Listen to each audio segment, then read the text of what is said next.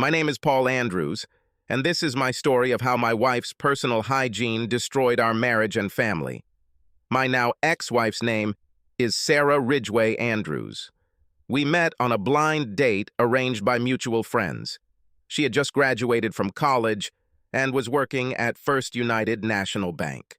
Her degree in business management qualified her for entry into the associate management program. I had just started working at Allied Accounting and was new in town, so one of my coworkers, Steve, set us up on a double date. Steve and Brenda had been dating for about 6 months, and they decided that Sarah and I would have common interests. Nothing beats the excitement of an evening when an accountant and a business intern go on their first blind date. It was very obvious that we had one thing in common. We had no intention of having sex that evening. I would rather have this average-looking blonde woman rub her body against me. But this did not happen, as she behaved very warily, afraid of my touch. If she had curves, she certainly hid them behind a heavy sweater, long skirt, and jacket. We had a stimulating conversation about our career expectations. We both expressed our dreams for the future. Surprisingly, they turned out to be very similar. We both came from middle-income families living in smaller communities than our current big city. I wanted to become an entrepreneur and use my accounting education to be able to differentiate between a good deal and a good deal. She wanted to have a stable life while climbing the corporate ladder, constantly moving up, with the exception of 2 or 3 times when she went on maternity leave to have children. This gave me some confidence that one day someone would have sex with her, maybe even more than 2 or 3 times. The evening ended with me walking her to her apartment, where she quickly hugged me without passion and thanked me for the evening. It was better than drinking beer alone in his small apartment. On Monday, Steve came into my office and greeted me. I commented it like this: "You must have really relaxed with Brenda on Saturday night to give me a high five?" Steve smiled. "Yes, everything was fine on Saturday evening, but I congratulated you. Sarah couldn't stop talking about you to Brenda. You made a big impression on this girlfriend of mine. She told Brenda to tell me to tell you to call her, just like in junior high, isn't it?" It was a pleasant evening, but I don't think it was all that impressive. I think I better call her. Apparently, Sarah knew better than I that we could make a great couple. After a few months of dating, I learned what was hidden under those heavy clothes. This woman could be a Playboy Playmate beauty, big round breasts, a firm, flat stomach, and well-shaped hips. Hips that greet the man who has won her heart. I was mesmerized by the gorgeous ass as she got up from my bed to go to the bathroom. She told me that in high school, she turned into a gorgeous woman, and to her horror, she was constantly groped and pestered with proposals. She tried to dress conservatively so as not to attract unwanted attention.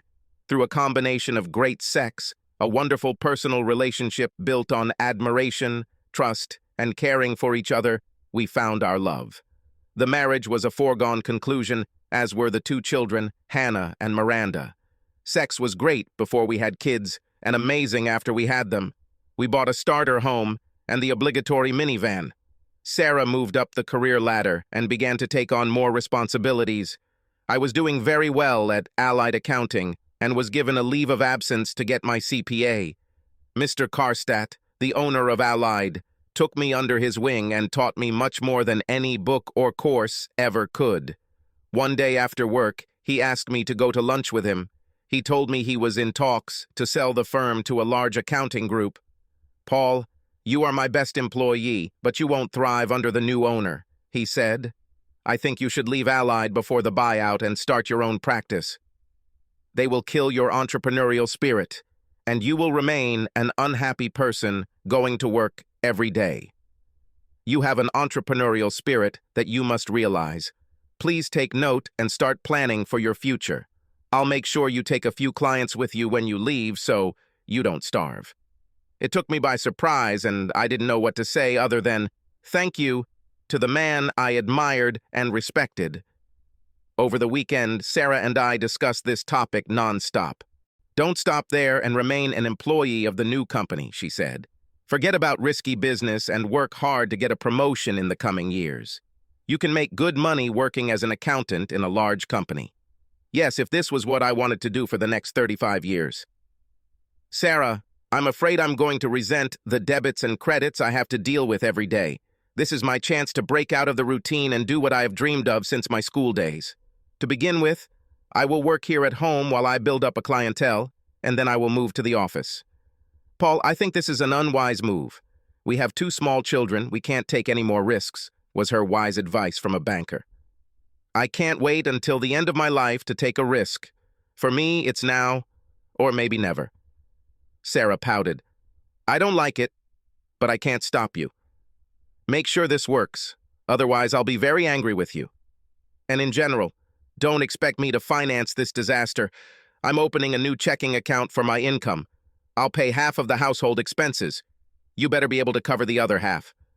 I'll do my best, Sarah, I answered, but I wanted to say, and thanks for that, bitch. She pulled herself together and said that she would not participate in any loans for my new business.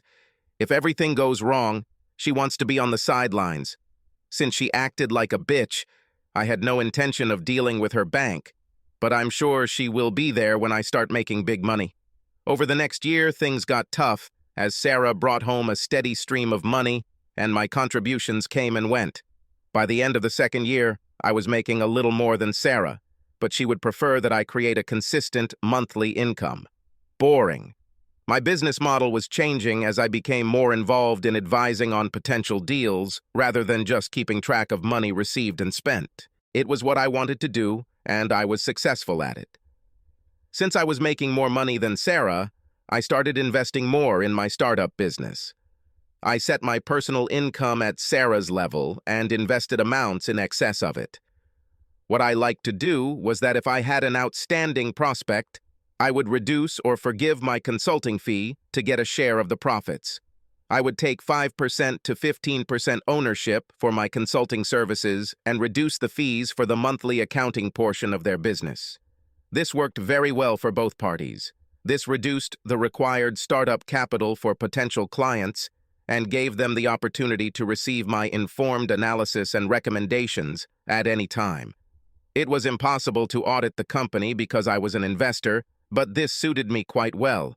The increase in the company's value was much greater than the accounting fees I lost. The company could buy me out at any time based on an agreed-upon market value formula. The only person who was not happy with this arrangement was Sarah. She really didn't like the fact that I was investing in startups, so I stopped telling her about it. My accounting corporation's revenues were not where they thought they should be. Instead of income, I was building net worth, but it wasn't showing up on my balance sheet because the shares I purchased were valued at the actual purchase price, which was quite low. Because I have built a staff with deep knowledge and capabilities, I have had the luxury of spending more time with my children. 3 months into tax season, it was a completely different story. I tried not to miss a single performance, concert, or sporting event in which they took part. I managed all the parent-teacher conferences without Sarah. These were good years as the children were delighted and Sarah and I made above-average progress for our age. Because of her knowledge and work ethic, Sarah was appointed assistant vice president of the bank, where she reported to several people. As a result of this promotion, she decided that we needed a larger, nicer home to suit her status as a bank employee. I told her that we had better wait, which she did, until next Saturday. She went to the exhibition and signed a contract to move. I was unhappy, but I couldn't do anything about it. Through my membership in the Chamber of Commerce, I became friends with several loan officers at her bank. They told me that Sarah called me the little accountant. This disrespect began to manifest itself at home in the form of snide remarks about how other accounting firms were doing, while I seemed to be dozing. I was not invited to join her at the Christmas party at the bank or at the summer party. Not that I thought it was a fun time, but I felt like she didn't want me around her professionally. It's time to talk to her about our relationship. On Saturday afternoon, I cornered her in the living room and asked her to sit with me for a few minutes. She looked at me with disgust and said, "It can wait? I want to wash some of your laundry?" "Thanks, but I think we need to talk about this. It can wait until evening. Can you carve out 15 minutes in your schedule? Over her shoulder as she left, I heard, "Yes, I can do it." Then she returned to her work. I didn't bring it up until the end of the day because I wanted to use it as an example of her ignoring me and thinking that what I want doesn't matter. My attempt to talk after the kids went to bed was cut short because she was tired. On Sunday morning, we couldn't talk because the kids were getting ready for Sunday school, and then they all went to church together. As the girls went outside to hang out with the neighborhood kids, I saw her pick up her bag and head toward the door. I stopped her and asked, "Do you have a few minutes to talk to me?" She snapped, "Why have you been bothering me with this all weekend? You run around me and whine like a little boy who wants his mother to pay attention to him. Can't you see I'm leaving to help my mom with her checkbook? I'll be back in an hour. Can it wait that long? It's been 24 hours since I asked for 15 minutes of your time. I can wait another hour." 4 hours had passed when she entered the house and hurried to the kitchen to prepare dinner. Of course, I would then prevent her from talking. When we finished dinner, I turned to her. "I think now is the right time to talk," which brought an indignant expression on her face. "I think we are growing more and more distant from each other, and I am very worried about our marriage." Sarah's fork clattered onto her plate, and the girls turned their heads to look at me. "We don't talk to each other like we used to, and I feel like you don't respect me as a husband. I think we need to discuss this before it becomes a real problem." Gritting her teeth, she replied, "Now is not the time or place for this conversation. I'm surprised you brought this up in front of the girls. You should be ashamed of yourself. Sarah, by your actions, by ignoring me for 30 hours after I asked to talk, you have once again shut me out. Is there something going on here that I should know about?" She pushed back her chair, took her plate to the kitchen, and left the house. Well, I think our conversation took less time than I expected. My daughters were shocked by this confrontation. Miranda asked, "Are we all getting divorced?" With tears in his eyes, I calmly replied, "No, honey, no one gets divorced. Do you remember how you and your sister sometimes quarreled? So moms and dads sometimes quarrel too. But that doesn't mean we don't love each other or don't love you and Hannah. Mom didn't run away from home, she just went for a ride. This seemed to calm them both, but it didn't calm me. I cleaned up the kitchen, did a little work in the office, then put the girls and myself to bed. I went to the bedroom. If she doesn't like it, she can sleep on the sofa. It was already close to midnight when she entered the bedroom. She undressed and walked over to the bed. I lifted the blanket so she could join me. She pressed herself close to me and said, "I'm not saying I was wrong, but I will try to treat you with the respect that I want from my husband." I hugged her and whispered, "I think it's wonderful. I want to be the best husband for you." This calmed the situation in the house for a while. A few years later, she was named Vice President of Regulatory Compliance, which meant studying and ensuring the bank's compliance with the rules and regulations of the FDIC, the Federal Reserve, and the Comptroller of the Currency. She had the perfect philosophy for the role. In her opinion, no action could be taken that was not specifically approved by the appropriate governing body. This is completely the opposite of my philosophy. As long as there is no rule against it, everything is legal. Can there be any doubt that this caused discord in our family? It's good that she didn't know about my investments. They were legal, but fiscal officials like her didn't approve of them. Around this time, she started going to bachelorette parties on Tuesdays. The longer she attended these events, the later she returned home. The children were already 16 and 14 years old, so they did not need a nanny, but they needed parental control and participation. I was always there for them. One Tuesday evening, I heard swearing coming from the master bathroom and went upstairs to see what happened. She stood at the sink and shouted, "Damn, damn, damn! What's the matter?" She growled as if I had left shit in the sink. "My damn wedding ring fell into the sink. Do you think you have a chance to save him, or should I call a plumber?" I really didn't like the hints about my abilities. Looking under the sink, I said, "If it's left in the siphon, I'll take it out. It'll only take a minute." And again, in an accusatory tone, as if I had dropped the ring, she replied, "Don't worry, I won't need it today anyway." Wow, I thought, you're going on a date, but you don't need wedding rings.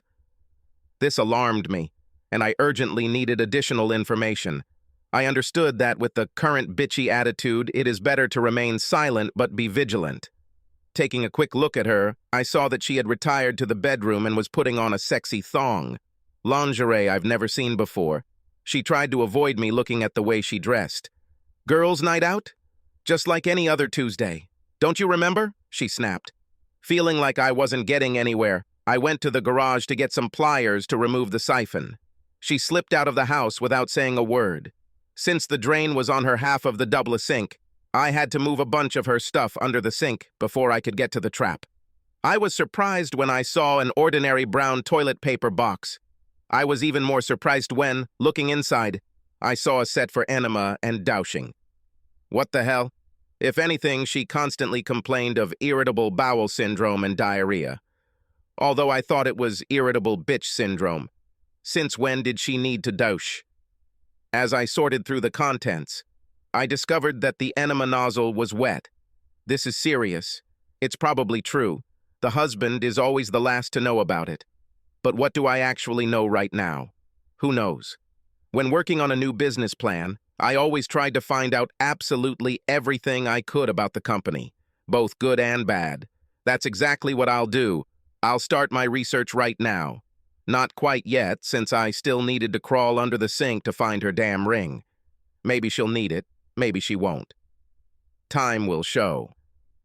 I took a pencil and marked it on the floor where the brown box stood. I wanted to see if it would be moved within the next week.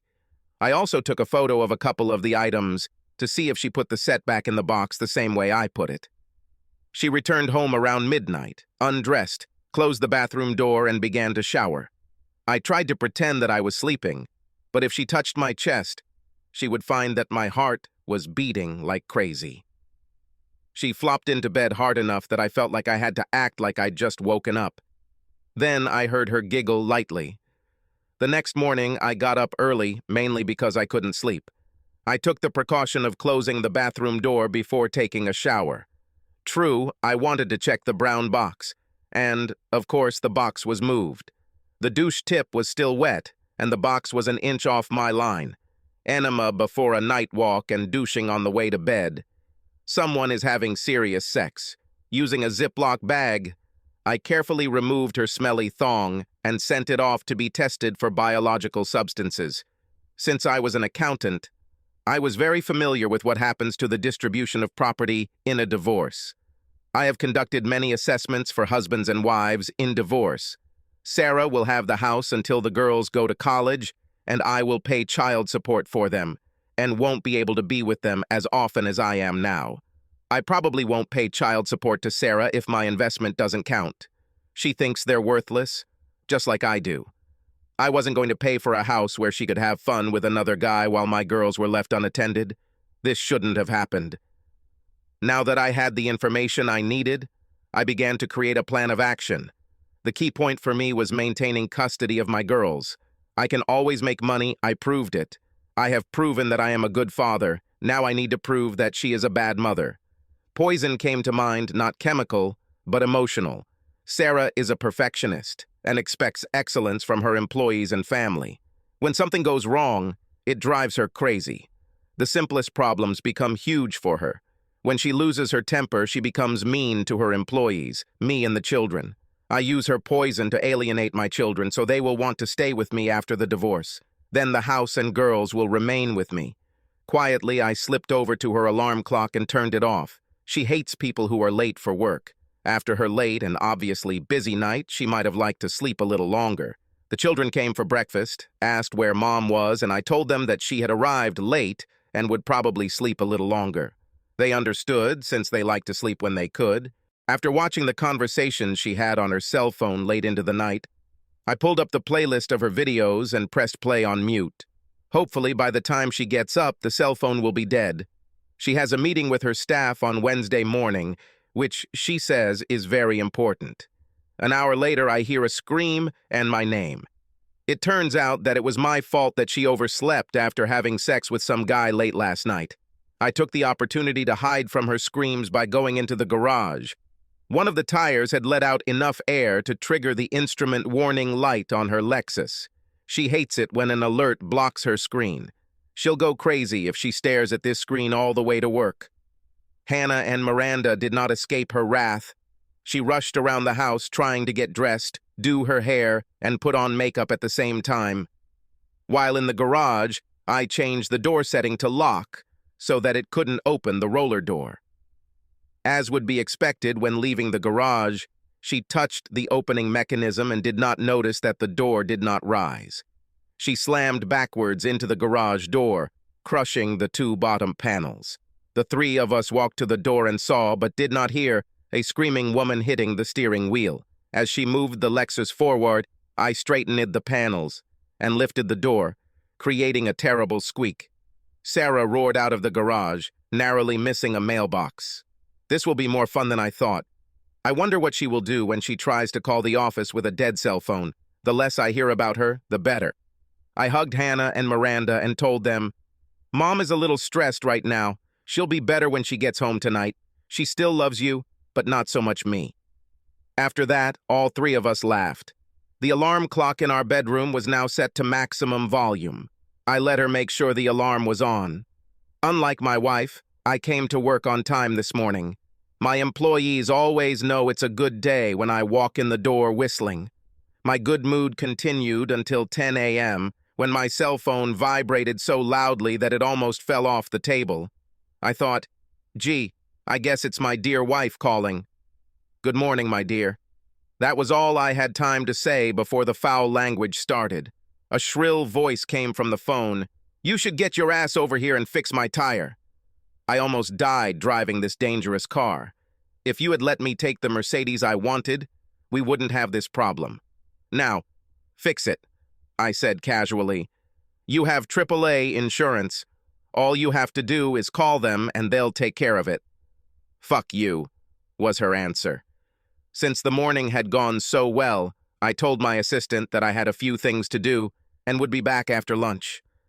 The first thing I did was go to a security store and buy some small cameras for the house and a voice recorder to hide in her purse.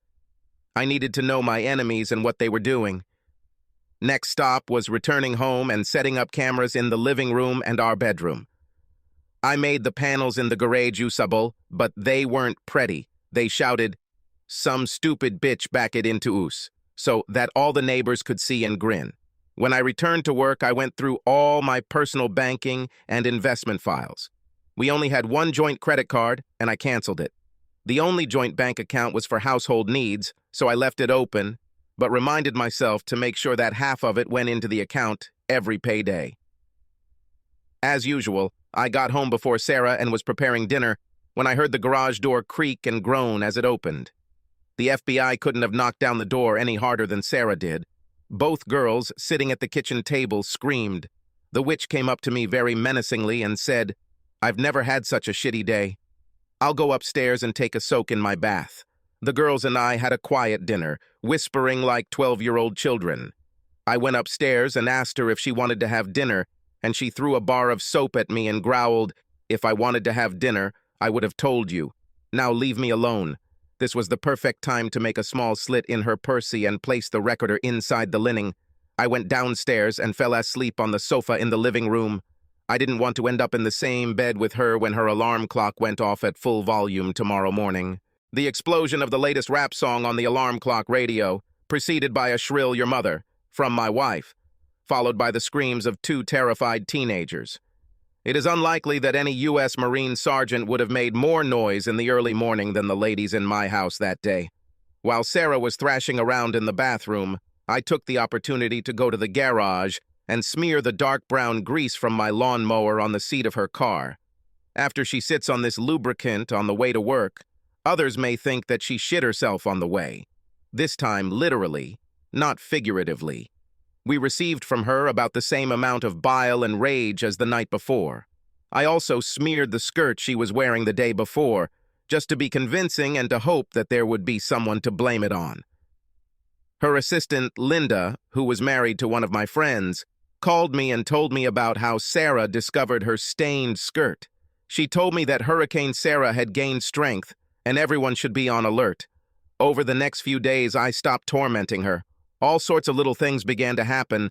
For example, one of the 2 diamond earrings left on the table disappeared. The dress she wore last Tuesday had a red wine stain that she didn't remember having. The lining on her favorite shoes began to peel off. Because I knew where her password book was, many of the sites she used refused her entry. When she drove her Lexus, turned a corner, or pressed the brake, a ball from a bearing would roll around in the door of her car. Every day or so, some little thing could go wrong. For her it was death by 1,000 cuts, and we are now at the 500 level. And now, the biggest test. On Tuesday after work, she returned home to change clothes and go to a bachelorette party. She didn't say a word to anyone in the house.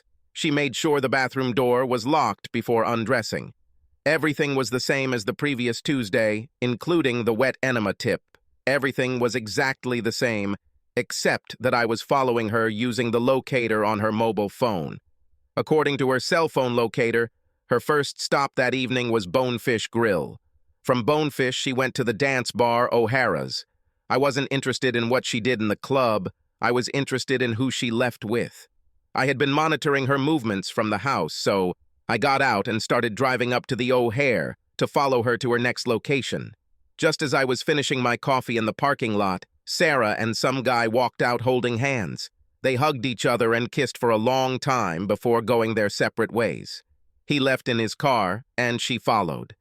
I kept up with them for a block, leaving the locator to do its job. The money bags were dragged to Motel number 6, located near the highway. From the street, I saw that they entered a room with an external entrance.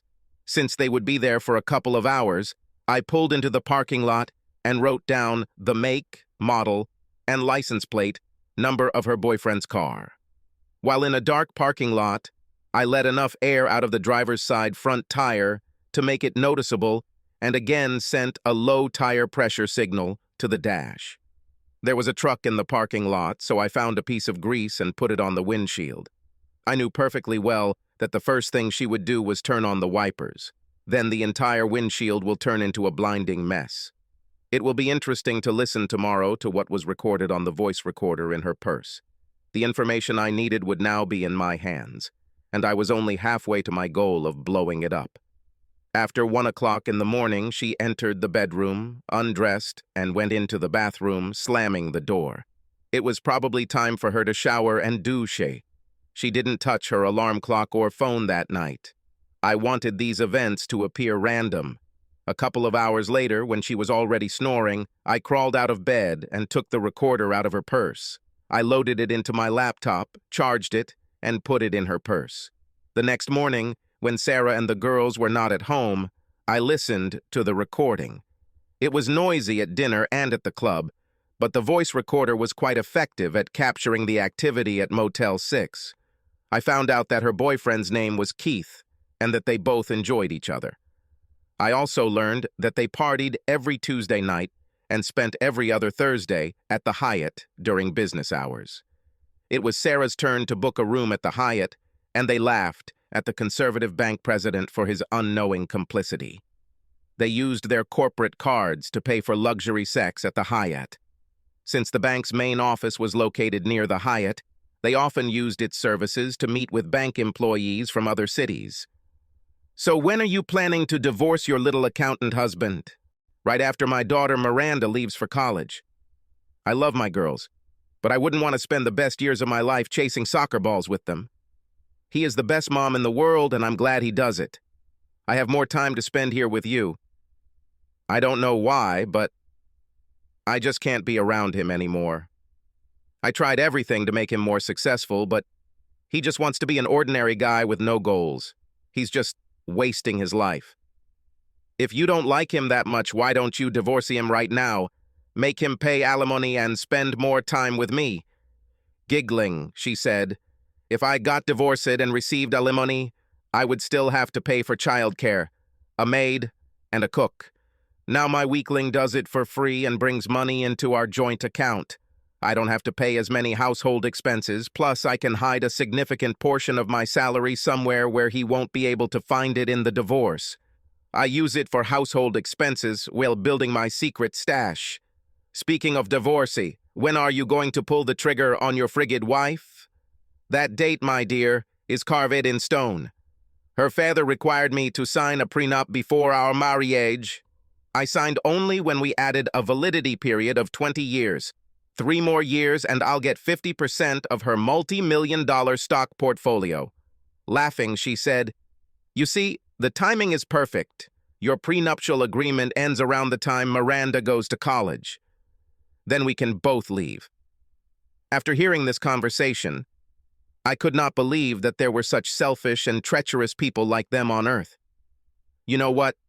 They deserve each other. They will have a terrible time together as they both try to deceive each other sexually and financially. They were worried about their safety. They alternated weeks, booking a room at the Hyatt Hotel so that neither of them rented a room more than once a month. Before leaving, she checks all tires and that the garage door is open. However, her vile and disrespectful behavior was still obvious to both me and the girls. As expected, the report showed that traces of biological origin were found on those thongs. Now I had enough evidence to go to a lawyer and start filing the divorce papers. I told Jeff Green, my lawyer, to ask for full custody of the girls since I had most of the contact with them. Judging by the way their mother acted, it would be lucky if the girls even wanted to communicate with her. Jeff said, "I'll add this, but it will be difficult. I proposed a plan where the house would be split 50-50 until it was sold after both girls left for college. We will both keep our own investments and retirement funds. Since I limited my taxable income to about the same as hers, neither of us has to pay child support. She must pay me regular child care benefits, including college tuition. We saved enough for tuition, housing, books, and food, but not enough for outings, etc. When she became a full-time vice president, she enrolled in the bank's deferred compensation program. I'll leave this account alone in case she wants my partnership investment. Then I'll remember her deferred compensation to fend off her demand. In preparation for my divorce, I began removing important things from the house and putting them into storage. I also backed up my computer every day to an external hard drive, keeping it separate from the computer. I planned to keep the house, but I didn't know how violent Sarah would be when she received the summons. On the recommendation of my lawyer, I hired a private investigator to find out who Keith was and where he worked. To speed up the search, I gave him the information I had about the license plate number. Every year at the end of the third quarter of the financial year, the bank begins the process of drawing up a budget for the next year. All employees fill out questionnaires, and each department must re-evaluate its work and budget. At the end of this process, the senior management team hosts a formal dinner program dance at the Hyatt Hotel. It's a tuxedo and evening gown event for senior executives and their spouses, with many of those in attendance booking a room at the Hyatt Hotel. Sarah told me about this event many years ago, but by the time she became a member of this group, I had been deemed unworthy. She constantly reminded me about this event, and if I had been more successful, I might have been able to participate in it next year. She thought it would motivate me, but I didn't care. I was tired of these people. Almost daily, I searched her closets and drawers for other information about her infidelity. A week before the celebration, I found a new shoebox that had been pushed into the farthest corner of her closet. I always started looking there, in the depths of a closet or drawer. It was a pair of very fashionable Jimmy Choo evening shoes. There was no receipt, so I used Google and got slapped. These shoes cost over $1,000. Since the meeting was in a few days, I had to think about how to counter this. Replacing the Choo shoes with an old beat-up pair of yard boots or a pair of Crocs came to mind. Instead, I took the shoes into the shop, placed the heel in a bench vise, and very carefully turned the tall, narrow heel to the side a few degrees. The shoes were re-wrapped and placed in exactly the same place. After I found her brown box, I received a lesson in how to handle delicate items. The day before the celebration, the investigator called me and asked me to come to his office, as he had some information. After sitting me down, he told me that her lover was Keith Miller, a senior loan officer at the bank where Sarah worked. I thought, It could have a serious impact on their careers. They don't report to each other, but her main responsibility is to make sure the credit department is compliant with rules and regulations. And that's on top of the no sexual relations policy between employees. They're on thin ice. Great information, I told him. And could you set up some cameras at the senior management meeting at the Hyatt on Friday night? He already had a photograph of Sarah, and I asked him to film her walking and dancing. We were both happy. He received another check, and I received truly reliable information to consummate our marriage. The movie I saw on Friday night was absolutely hilarious. So much so that the detective was laughing the whole time we were watching it. She walked like she was drunk.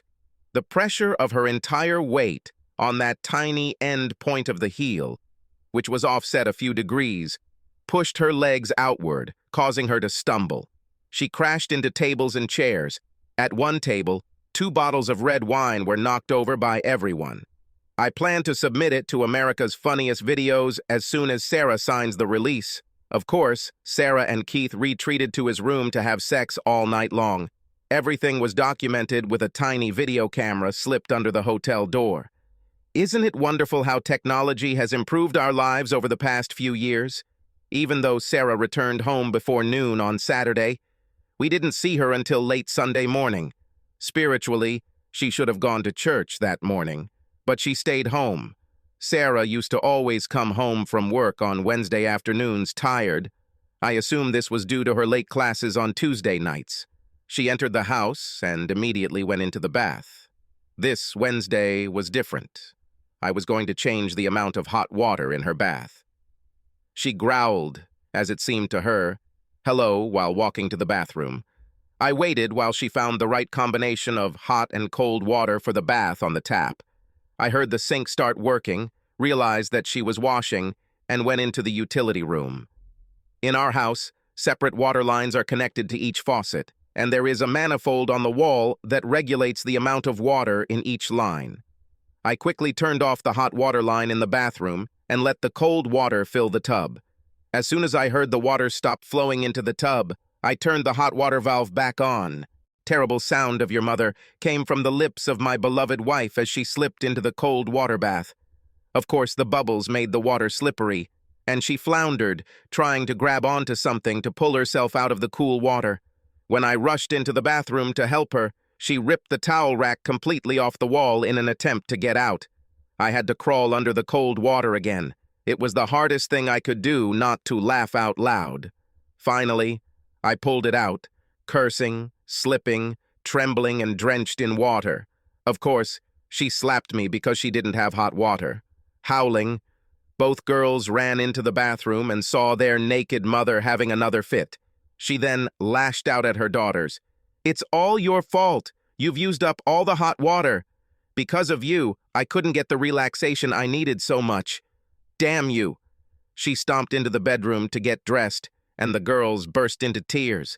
They rushed to her to tell her that they had not used hot water, but she shouted at them, "Shut up. I don't want to listen to lame excuses. Get out of my sight." Which they did, running away crying. It's worse than I thought. I didn't think she would rush at them. For me, yes, but not for them. I made a real mistake in thinking about where her anger would go. Then she turned to me. "What the hell are you looking at? Goat. Fix my bathtub. Do you think you can do at least one simple thing in my house?" I led her to the bathtub and turned the hot water back on. She was very hot. I took her hand, sprinkled hot water on her, and said, "You have a lot of hot water." I looked at her for a few seconds without saying anything, and then went to dinner with the girls somewhere else. Fuck the dinner I was cooking. The girls were sobbing, and I stopped the car a few blocks away to console them. I told them, "I'm really sorry you had to listen to that tirade. You don't deserve this. You are wonderful children, and I am very proud of you. Please forgive your mother for her actions, and forgive me for allowing this to happen. Forgive me for this." This seemed to calm them down, and reminded me that I had to be careful how I separated the 3 of us from Sarah. It was too much fun, torturing her. By the time we made it back to the house, it was time to go to bed. I left the kitchen utensils in place and lay down on the sofa in the living room. In the middle of the night, I felt a presence, as if something evil was approaching me. And so it happened. Sarah stood and looked at me. Yes, that was the only sound I could make. She just stood there. Finally, she said, "I shouldn't have yelled at the girls like that. It's not their fault. I must have turned the wrong knob." Over the past month, I have been so overwhelmed and upset about so many things. Flat tires, garage doors, faulty evening shoes. Every little thing irritates me to the extreme. I need to get my life back on track. Having said this, she turned and went back upstairs. I think that's all she wanted to tell me. The following week, I received a real gift. One of my investment partners had a 2-bedroom apartment in Breckenridge, Colorado, and wanted to see if I would be interested in renting it. It was the week between Christmas and New Year, and the contract was signed for a year, but the tenants were forced to refuse. So my friend left a deposit and offered to rent me at half price. I told him I would call him back. The girls were despondent after being cursed by their mother. Sarah apologized to them, but her harsh words still stuck in their minds and in their feelings. I asked them if they would join me for a week of skiing in Breckenridge. I think so, because they rushed towards me as fast as they could, kissing me on the cheek and hugging me. That evening, I booked plane tickets to Denver and back for the 4 of us. I was going to give Sarah one last chance to save our marriage by being together as a family. I paid extra to be able to cancel the ticket. Sarah returned home, cleaned herself up, got dressed, and went down to dinner. I asked one of the girls to ask her mother if she would like to join us on a ski trip. They chose Hannah because she couldn't sit still and would have spilled the beans anyway. Hannah said, "Mom, Dad rented a 2-bedroom apartment in Breckenridge between Christmas and New Year. Can you find some time to join us? This will be a lot of fun." Sarah smiled and started to say something, but then she got lost in thought about what I didn't know. Then her eyebrows rose and a smirk appeared on her lips. "I would love to, honey, but it's the end of the year and it's very important for the bank that on December 31st, all the money is accounted for correctly. For this, I must stay in the city. I'm really sorry." I was sorry too. Sorry that Hannah was disappointed. Sorry that Sarah refused the invitation with a lame, weak explanation. The compliance department has nothing to do with a bank's year-end balance sheet or income statement. Not the slightest. The compliance department has no money to balance. You don't have to be a financial controller to know this. The reason for the raised eyebrows and smirk was that she saw it as a chance to spend 7 nights in our bedroom with that asshole Keith. The following week, my private investigator switched the cameras to Wi-Fi so I could have instant access to them while I was in Colorado. A scene was about to take place at home that I really wanted to see. Not the one where 2 adulterers have fun, but something else. The day we left for Colorado, I lubricated her enema tip with jalapeno pepper juice. If she wanted hot sex, she was going to get it. When we left for the airport, Sarah was a pleasant mother and said, "Be careful," and hugged them. I appreciated her short hug and kiss. I told her, "I love you, Sarah," and received a quick answer, "I love you too." The plane ride and rental car ride to the condominium were uneventful. Hannah and Miranda had never been to the Rocky Mountains and went out onto the deck to enjoy the view and scent of the pine trees. Faster. I set up my computer and connected to the Wi-Fi camera in our house. As expected, Sarah arrived at the house at 6 in the evening and immediately headed to the main bathroom for her ritual. I didn't need a camera in the bedroom. I wasn't interested in watching them fuss. I could see the landing, the living room, and the kitchen. Suddenly, Sarah stumbled down the stairs and howled as if she were on fire. Apparently, she discovered that her life-saving tube of Preparation H was also tainted by jalapeno juice. Her face was bright red and contorted in pain. I thought about how much fun my private investigator would have had watching this. Well, I guess her lover Keith won't be a welcome guest today. I wonder how long it will take her to recover. It would be a shame if they couldn't have sex for the entire week while the kids and I were gone. It's a pity. The 3 of us headed into the Christmas-decorated and well-lit downtown Breckenridge to get some pizza. What a beautiful place, with a foot of snow on everything. After eating the pizza, we started walking back to the condo when the girls heard some music they liked and figured out where it was coming from. It was a teen club designed to provide entertainment for teenagers while parents had fun elsewhere. "Dad," Hannah asked, "can we come in for a few minutes?" I happily agreed, because over the past couple of months, these girls have been through a lot. The dance floor was crowded, and the sounds of laughter were inviting. The girls wanted to stay, but I wasn't going to leave them alone on their first night in a new city. Finding a free table away from the DJ, I asked my daughters to come and check on me from time to time. This was perfect for me, as I could read my email without worrying about girls ignoring me. It didn't take long for them to attract the boys and start dancing, laughing, and talking. They would look back at me, and I would raise my Diet Coke to let them know everything was okay. There were many adults there watching their children. One woman on the other side of the dance floor was very attractive, and as we both scanned the floor for our children, we caught each other's eyes and smiled. This attractive woman had 2 boys who came to her table for money, food, or soda. My girls seemed to spend more time hanging out with them rather than playing on the field. After I finished writing the message, I looked up and saw an attractive woman walking towards me. All the other men were watching her too. She was wearing ski pants that seemed to be sprayed so thin that you could see the freckles on her butt.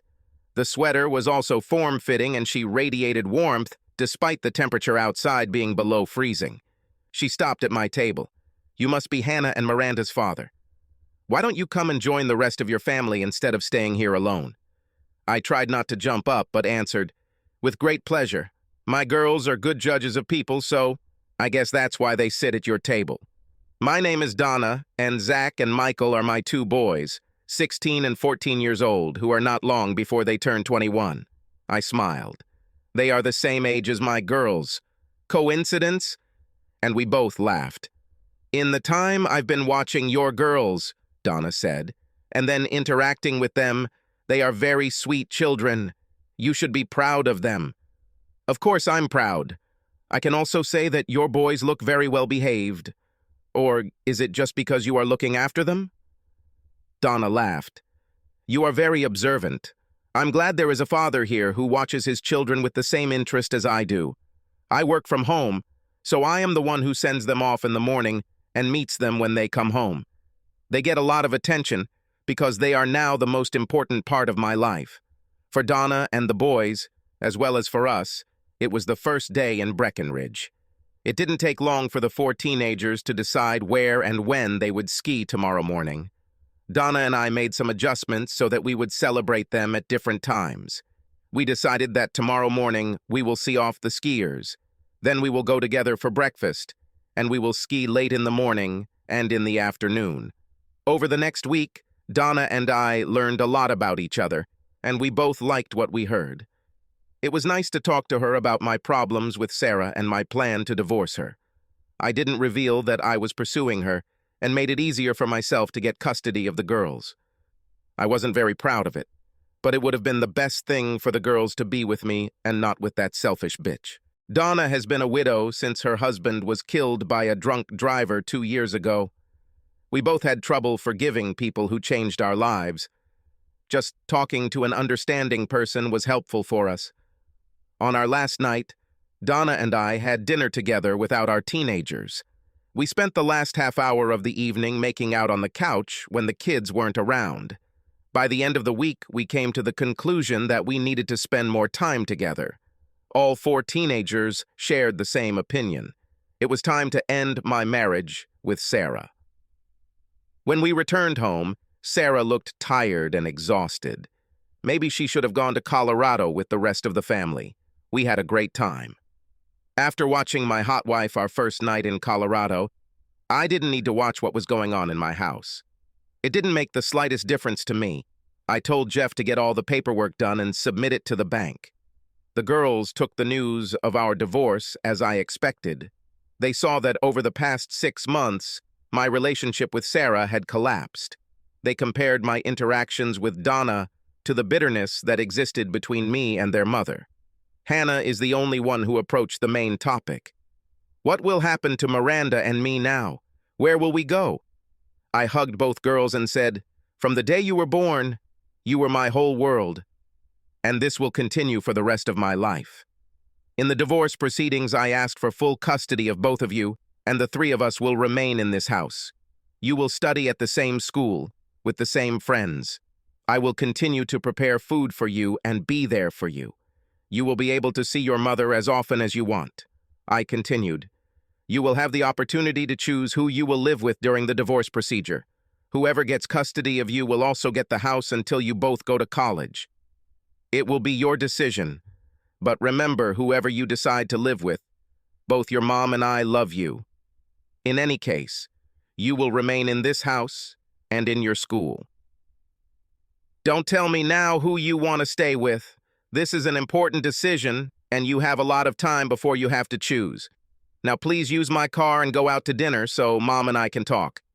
You don't want to see or hear our conversation today. Fine. After finishing my conversation with the girls, I looked at my phone to see who had called and texted so many times while we were talking. I guessed who it was. Instead of sending the message to voicemail, I decided to call Sarah. The very first words I heard from her did not contain hello. Her swearing melted the plastic of my phone. I let her rant, rage, threaten, and scream until she ran out of air. It would be impossible to get a word in anyway, so I let her growl. Finally, she caught her breath. Why? Why did you do this to me? Why don't you love me anymore? Especially after everything I've done for you and the girls. Why don't you come to the house and discuss this? A click was all I heard. She must be on her way here. Before I had time to come to my senses, she burst through the door, rushed towards me with a growl, and shouted, "Why?" I calmly replied, "You've been cheating on me with Keith Miller every Tuesday night for I don't know how long. How did you think this would end? I gave you a chance to start over by moving to Colorado, but you decided that Keith was more important than your family. You made a choice. Now you have to pay the consequences.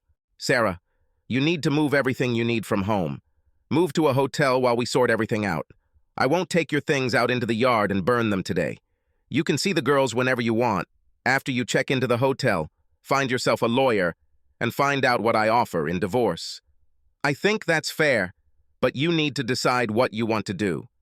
In the meantime, don't bother me, except to coordinate your appointments with girls or getting your things. From now on, we have nothing to talk about except our divorce." I went to my office, closed the door, and began to listen to suitcases slamming against any vertical or horizontal surface. What I didn't hear was crying, and that was sad. I knew I never wanted to be with her again. Apparently, the feeling was mutual. The process of changing locks and resetting codes and passwords was next on my to-do list. She was furious during the divorce proceedings.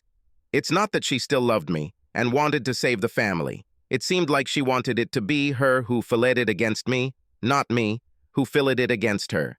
She wanted everyone to know that she kicked out the weak accountant because he wasn't good enough for her, not me, who kicked her out for cheating.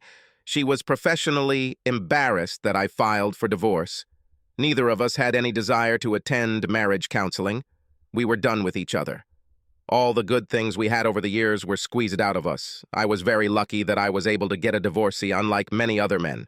First of all, Hannah and Miranda decided that they wanted to live in a house with their father. They saw their mother once a week or two. They didn't like her asking questions about me, and if I missed her. I had very little contact with her, and I was usually not around when she picked up or dropped off the girls. Sarah disliked me and my little accounting company so much that she wanted no part of it. She wanted to keep her 401k account and deferred compensation funds, which she thought I didn't know about. She has to pay for child care, and the bank's health insurance is better than mine. I didn't want her to know that I knew about dating at Hyatt. It was planned to be used later. She took all the furniture she considered stylish from the house, allowing us three unsophisticated people to take what was left of it. Sarah left all the family photos as if we treated them like shrines dedicated to her. I'm sure she had other funds hidden, but I didn't care. I needed my children and my business. They were my priority, and everything related to her was in the background. Someone anonymously sent videos of Keith having sex with Sarah, Keith's wife. Of course, this caused an immediate increase in legal costs throughout the city. The traders gathered in an elite apartment in a fashionable part of the city. I wonder how they will get along outside of sexual games. After the divorce, I invited Donna and the boys to my place for the weekend. There was no sex between us, as we try to set an example for our children. But that doesn't mean we didn't spend time kissing and hugging. She was the best medicine to forget how badly my marriage ended. We both knew where our relationship was going. She already had a place to stay. We have no problems yet, but we have two 16-year-olds who enjoy each other's company and sleep in adjacent bedrooms. These two need our constant attention. Donna was a registered nurse and worked from home for a health insurance company doing medical claims research, so I created the perfect office for her in my home. A year later, I contacted a friend of mine who worked for a CPA firm auditing a bank. I told him a story about how two senior bank employees used bank credit cards for illicit dates during work hours. He thanked me for the tip and, after conducting an audit, brought this issue up for consideration by the bank president. The bank did not want to publicly open a criminal case for fraud, but both employees were fired. The bank also contacted its insurance company and informed them of the theft. Currently, the bond company is pursuing Sarah and Keith to recover the bank's losses. The company refused to allow Sarah and Keith to continue working together, essentially denying them the opportunity to work in banking across the country. After Sarah lost some of her retirement investments, the couple moved out of their fancy apartment. The company that provided the bonds is suing for damages for bank credit card fraud. Keith's financial problems are compounded by the fact that his wife and children will take a significant portion of his income when he finds work again. It's a pity that he didn't wait for the marriage contract. Sarah works as a paralegal in the office of a divorce lawyer. She has learned a lot about the legal and social implications of divorce and is very helpful to her clients. After counseling other people about divorce all day, she retreats to her small apartment and mentally berates herself for how tragically her own marriage ended. She doesn't seem to be attracted to the successful businessmen and doctors she thought she should have married instead of me. The market value of my worthless investments at the end of the year was more than $2 million. It looks like it will be a good year, especially since my wedding to Donna is scheduled for mid-June. Subscribe to our channel so that your second chaff doesn't cheat on you, and go ahead and listen to the next story, because this story is nothing compared to the next one. If you're under 18, don't even think about listening to the next one.